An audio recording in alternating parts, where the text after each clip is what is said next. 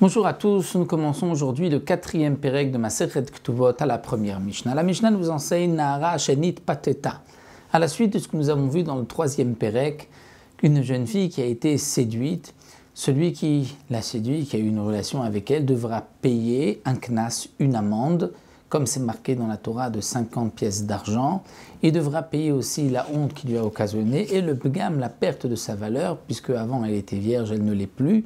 Il y a une perte de valeur, comme nous l'avons vu. On va évaluer cette jeune fille comme si elle était esclave, combien elle vaut au marché esclave avant et après cet acte. Et donc, la différence sera payée par celui qui l'a séduite. À qui sera donné l'argent?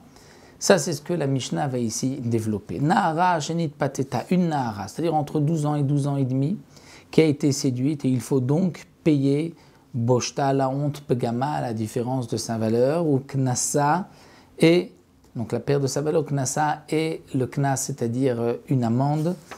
Tout ceci sera donné Shel Avia à son père. Étant donné qu'elle est Nahara, la Torah a dit Kol Shvach Neorim le Avia, les Neorim, c'est-à-dire que cette période-là, l'argent qui doit être donné à cette fille sera donné au père. Ve'atsa'ar bitfusa. Et si elle a été violée, comme nous l'avons vu, on doit rajouter un 4e paiement, c'est la souffrance qu'elle a subie parce qu'elle a été violée par force, et ceci sera donné aussi au père. Amda bedin, achelomet av. Donc là, nous allons voir quelle est la halakha lorsque le père est décédé. Et nous allons voir à quel moment le père est décédé, et il y a des différences s'il est décédé avant le moment où le tribunal a tranché ou après, parce que si le père reçoit cet argent et qu'ensuite le père décède, l'argent ne sera pas donné à la fille n'hérite pas des biens du père, elle sera donnée à ses frères. Si elle a eu des frères, bien sûr, si elle n'a pas de frères, qu'elle est fille unique, elle recevra cet argent. Donc la Mishnah va nous expliquer qu'il y a parfois des cas où le knas doit être donné au père, et comme le père est décédé, il va être donné au frère et non pas à la fille, bien que le knas, c'est en vérité pour ce qu'elle a subi. Donc la Mishnah nous dit Amda bedin achelomet av. Si Amda bedin, c'est-à-dire elle a fait appel au tribunal avant la mort du père. C'est-à-dire qu'elle a fait déjà cette demande contre cet homme-là au Beddin, avant que le père meure, eh bien, Ari'en Shel Av, l'argent sera donné au père.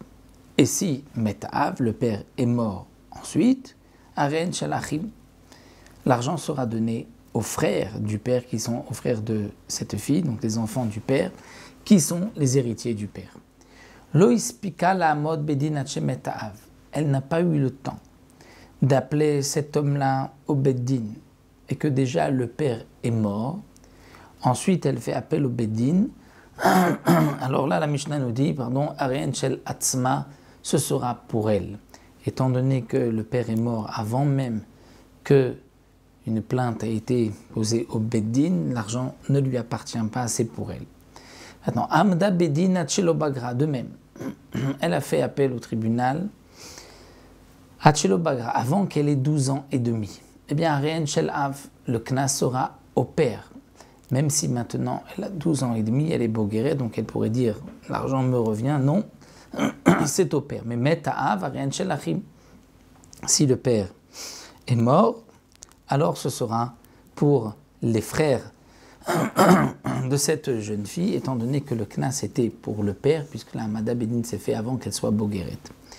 Dans Loïs Pika la Amod Bedin Achebaga, elle n'a pas eu le temps d'appeler en justice celui qui l'avait violée, et que déjà elle a 12 ans et demi.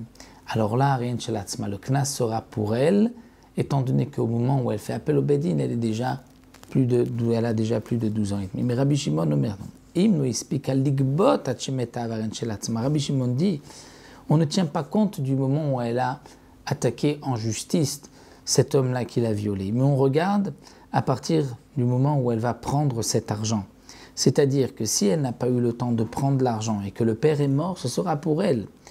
C'est vrai qu'il y a eu Amada Beddin, c'est vrai que le père était encore vivant lorsqu'elle a fait appel au Beddin, mais la Torah a dit que l'argent appartient au père lorsqu'il va être donné au père. Si le père est mort avant que cet homme-là ait pu donner l'argent, donc l'argent sera pour elle et ne sera pas, d'après Rabbi Shimon, pour les frères de cette fille-là.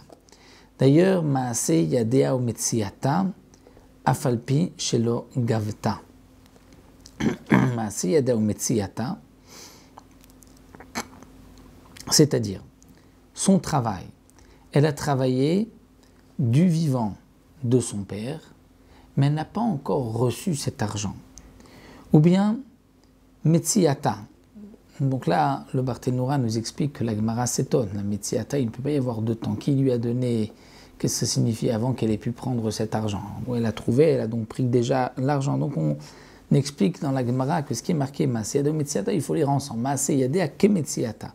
Son travail, c'est comme ce qu'elle trouve. Et donc de la même manière que lorsqu'une fille trouve quelque chose dans la rue, c'est du vivant du père, c'est au père. Après le décès du père, c'est pour elle. C'est-à-dire que les frères ne pourront pas recevoir ce que leur sœur a trouvé, bien que si le père était vivant, ce serait pour le père. Malgré tout, les frères ne peuvent recevoir que ce que le père a pris avant son décès. Donc le travail, la production des mains de cette fille, c'est comme la Metzia.